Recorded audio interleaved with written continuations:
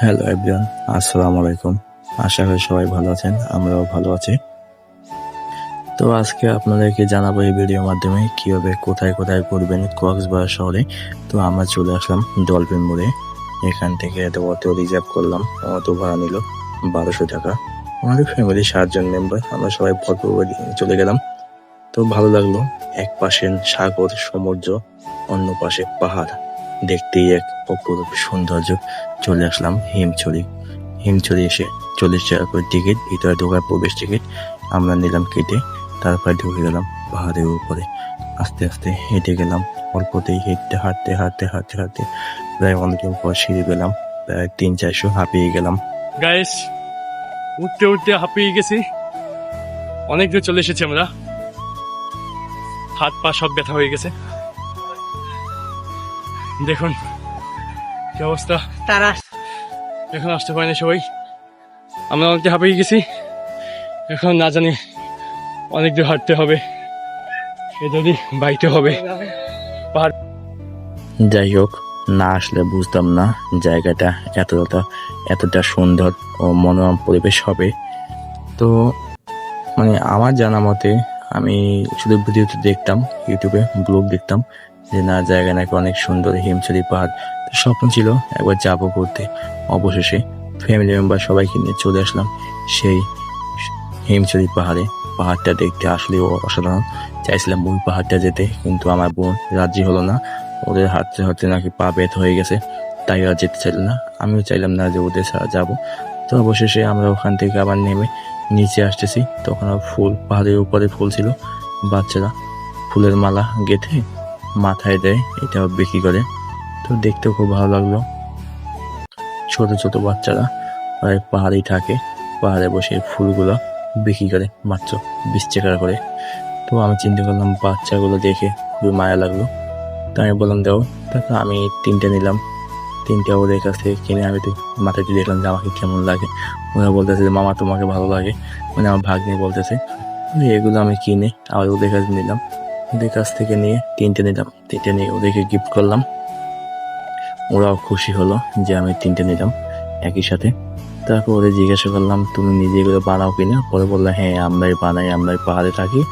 তো আমার খুবই ভালো লাগলো যে অন্যান্য ঢাকা শহরে দেখে যে বিক্রি করে, অন্যান্য কত কিছু করে, কিন্তু ওরা সৎ মহৎ কাজ করে, যে মানুষের ভালোবাসা জোগায়, মানুষের মায়া জমিয়ে তারপরে এগুলো বিক্রি করে। তো আমরা চলে আসলাম ওখান থেকে আবার নিচের দিকে। ওখান থেকে যাব হিমছড়ির ঝর্ণা দিকে। তো ঝর্ণা দিকে যাচ্ছি। বৃষ্টি থাকলে ঝর্ণাটা আরো বেশি থাকতো, কিন্তু বৃষ্টি নেই, যার কারণে ঝর্ণাটা অল্প।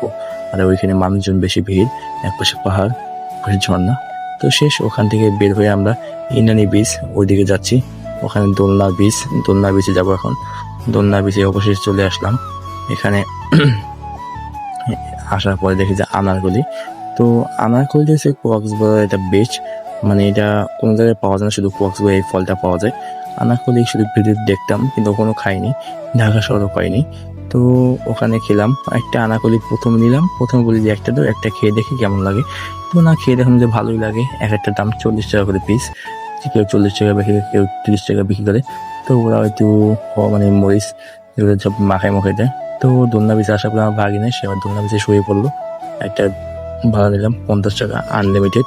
তো চিন্তা করলাম আমি একটু উঠে ভিডিও করি, একটু হালকা শুয়ে থাকি। 3টে নিয়েছিলাম আমরা, 3টে নিয়ে তারপর এক পাশে দোলনা শুয়ে সমুদ্র দেখতেছিলাম, পাশে সম্পানগুলো দেখতে খুবই অসাধারণ, আকাশটা খুব সুন্দর। এখান থেকে আবার চলে যাচ্ছি পাটিয়া টেকের উদ্দেশ্যে, যেটার নাম সবাই শুনেছেন। অবশেষে আমরাও এসে পৌঁছালাম। ওখানকার চারিপাশে মেঘ জমি আছে, মেঘে ভরা আকাশ, দেখতে কি অসুন্দর, সুন্দর মনোরম পরিবেশে চলে আসলাম আমরাও পাটিয়া টেক। আমার ভাগিনা, সেও এই প্রথমবার এসেছে সমুদ্রে পরে। তো তার খুবই ইচ্ছে ছিল যে সাগর পাড়ে যাবে। যেই শুনেছে সাগর পাড়ে যাবে, তার মন উত্তাল হয়ে গেছিল। তো আমাদের মনটা উত্তাল হয়ে গেছিল, কিন্তু আমাদের থেকে ওর আনন্দটা খুবই বেশি ছিল, যে ও শুধুই বলে মামা কবে যাব। অবশেষে ও এখান থেকে ঘোড়ায় উঠেছে, সে অনেক খুশি। আমি আমার ভাগ্নিকে নিয়ে উঠেছি, কিন্তু ভাগ্নি কান্না করে, অনেক ভয় পাইছে। তো এখান থেকে আমি পাটিয়া টেকের সেই পাথরগুলোতে উঠতেছিলাম। অবশ্যই এখানে এই পাথরগুলোর জন্য বেস্ট, পাথরগুলো যখন ভাড়া লাগে তখন দেখা যায়। তো আমি এবার ঝিনুক দেখছিলাম, ঝিনুক দেখে ঝিনুকগুলো টুকাইতেছি। আমার বোন সে হচ্ছে সমুদ্র বিলাস করতে গেছে সমুদ্রের মাঝে, সেখান থেকে আবার বৃষ্টি চলে আসলো। ওই যে কিছুক্ষণ আগে দেখলাম মেঘ শেষ হয়ে এখন বৃষ্টিতে পরিণত হয়ে গেছে। তো আমরা এই পাশে একটা হোটেল ছিল, হোটেলের ভিতরে সবাই মানে আশ্রয় নিলাম বৃষ্টি থেকে বাঁচার জন্য। কিছুক্ষণ পরে আবার বৃষ্টি থেমে গেল, বৃষ্টি থামার পরে ওখান থেকে আবার চলে গেলাম সেই টেকনাফের উদ্দেশ্যে, যে মেরিন ড্রাইভ যে রোডটা যেটা ভাইরাল, ওখানে যাওয়ার জন্য।